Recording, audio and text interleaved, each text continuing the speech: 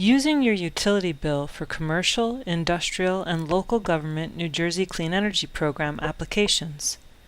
We'll first look at the information we need from the utility bill for program eligibility criteria.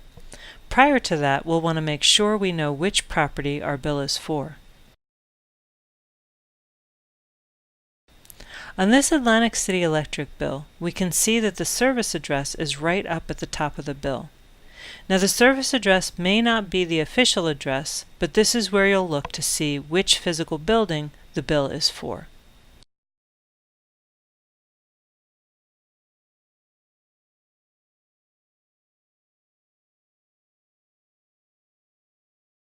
You'll typically be looking for your peak demand to figure out program eligibility. Peak demand is the highest energy demand during a particular billing cycle. It's typically expressed in kW and may be called annual demand or just demand depending on your electric utility. On PSE&G bills, peak demand is called annual demand and the units are kilowatts. Looking at this example bill, we can see the annual demand under the electric section, and here's the annual demand of 590.4 kilowatts.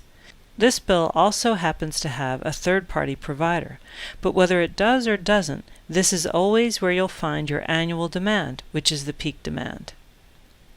On Jersey Central Power and Light bills, the peak demand is called the billed load, and the units are kW kVA.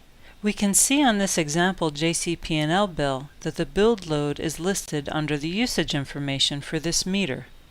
The billed load in kW or kVA is 262.1, so that's the peak demand for the monthly billing period.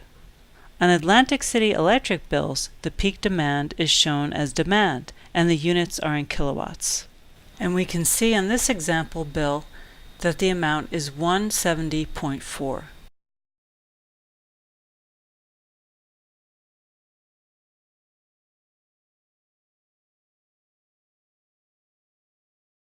If your bill shows no supply charges, only a distribution and service charge, you have a third-party provider.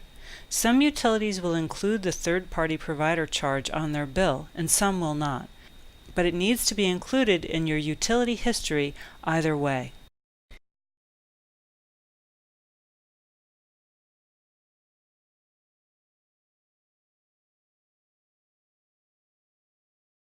For PSE&G, you may or may not have your third-party provider on the bill. If we look at this example monthly bill, we can see the third-party provider listed here at the bottom of the third page. This cost needs to be included in your utility history. On this other example bill, we only see a service and distribution charge. So even though we don't see a third-party supplier listed, there is a supply charge. So we know we have a third-party supplier, and we need to get the cost information from that separate billing from the third-party supplier.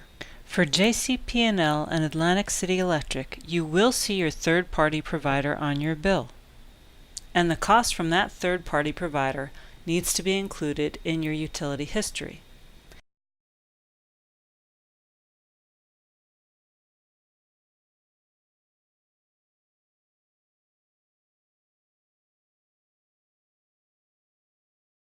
If you have a third-party provider, you need to make sure that the third-party provider's bill is for the same time period as your utility bill. If we look at this example JCP&L bill with a third party on the bill, we can see that the billing dates for JCP&L are September 4th through October 5th. And we look down further at the third party provider current charges, the billing period is also from September 4th through October 5th of the same year. If it hadn't been for the same time period, you'd have to get the billing information for the same time period as the utility bill.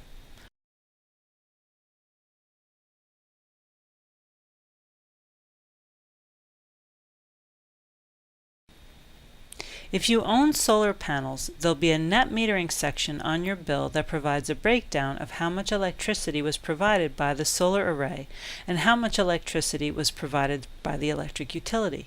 Your actual billing charges will reflect the electricity that was provided by the utility.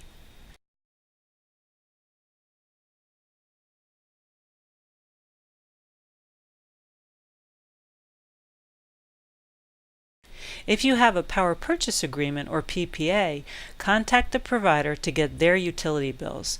Your total consumption equals your utility kilowatt hour cost plus your PPA provider kilowatt hour cost.